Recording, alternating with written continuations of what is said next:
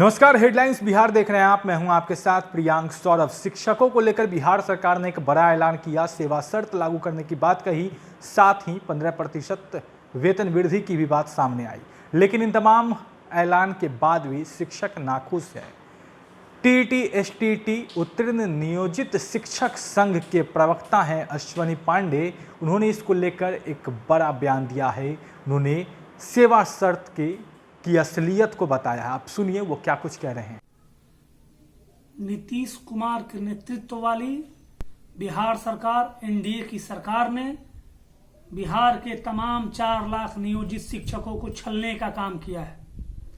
हमारी लड़ाई सहायक शिक्षक, राज्यकर्मी, नियमित शिक्षकों की भांति वेतनमान और सेवा शर्त, टीईटी एसटीईटी शिक्षकों को अलग कैडर बनाने इत्यादि की लड़ाई थी हमारी।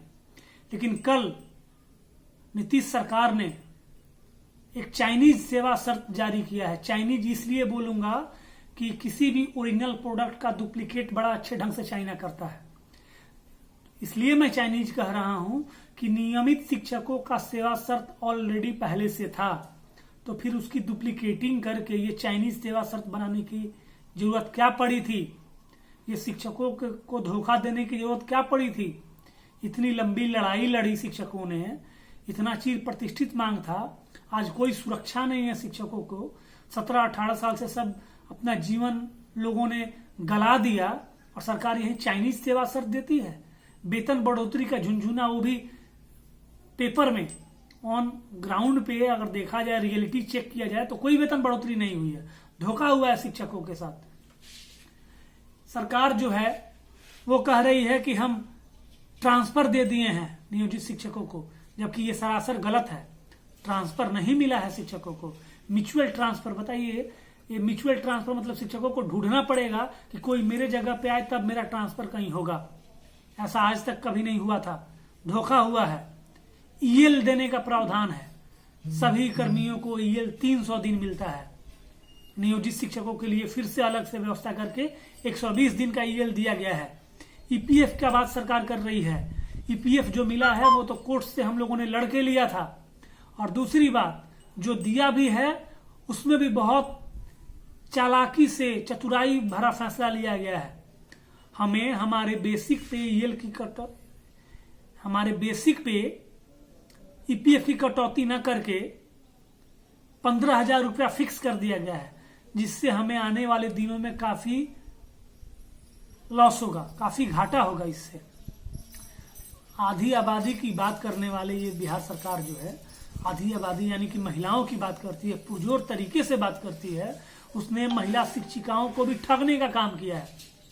180 दिन का मातृत्व अवकाश तो दिया काफी लड़ाई के बाद, लेकिन 2 साल का जो शिशु देखभाल अवकाश था उसको इन लोगों ने नहीं दिया है।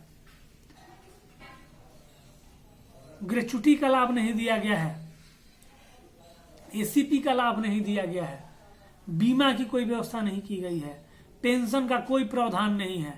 यानी कि सरासर नियोजित शिक्षकों को छलने वाला सेवा शर्त ये बना है।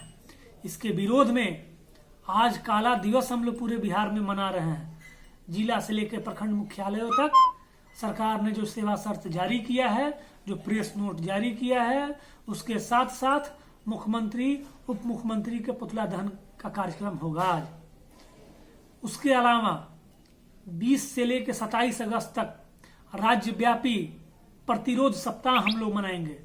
प्रतिदिन किसी ना किसी ढंग से अपनी आवाज को हम लोग बुलंद करेंगे और इस निरंकुश सरकार को जगाने का काम करेंगे कि अभी भी सरकार के पास समय है, चेत जाए और अपने पाप को धो ले।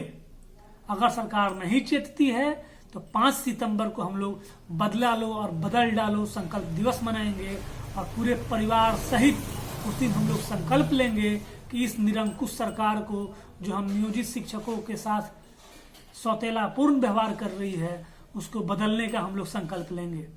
साथ ही मैं विपक्ष से भी अनुरोध करना चाहूंगा कि आप केवल मीडिया में बयानबाजी बंद करके अपने मांग पत्र में, अपने घोषणा पत्र में इसको, हमारे मांगों को शामिल करिए। नियोजित शिक्षकों की मांग, संविदा कर्मियों की मांगों को शामिल करिए और ये श्योर कीजिए कि अगर हम आपके साथ आते हैं, हम आपकी सरकार बनवाते हैं, तो आप हमारा सभी जो मांग है, हमारी मांगे जो हैं उसको पूरा करने का काम कीजिएगा। अश्विनी पांडे, प्रदेश प्रवक्ता, TET-STET उत्तीर्ण नियोजित शिक्षक संघ, बिहार प्रदेश।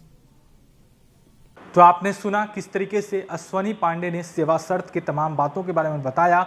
उन्होंने इसे चाइनीज सेवा शर्त बताया है, साथ ही साथ इस वेतन वृद्धि को भी छलावा बताया है।